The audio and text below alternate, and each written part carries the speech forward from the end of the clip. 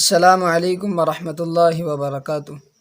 ذکی اللہ Khan اشاعتی official channel میں آپ کا خیر مقدم ہے۔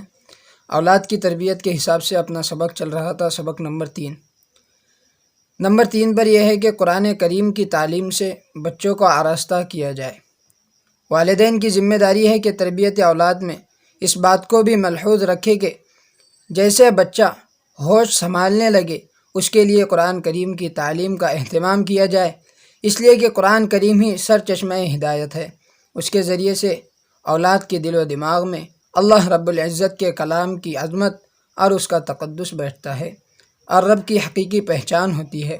اولاد کو قرآنی تعلیم سے روشناس کروانا یہ اسلام کے بنیادی اصولوں میں سے ایک اہم اصول ہے۔ تعلیم کی بنیاد قرآن کریم ہے، نہ کہ دیگر علوم سے بھی آراستہ کیا جائے، لیکن اول نمبر پر قرآن کریم کو رکھا جائے۔ ابتدا میں قرآن کریم ناظرہ پڑھایا جائے، پھر اگر خدا نے توفیق بخشی ہے تو حفظ قرآن کی دولت سے بھی مالا مال کر سکتے ہیں۔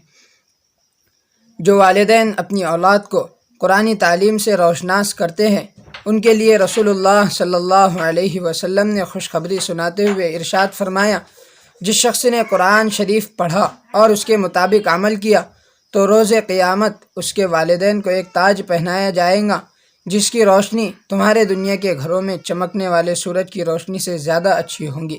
تمہارا اس شخص کے بارے میں کیا خیال ہے جس نے اس کے مطابق عمل کیا ہو؟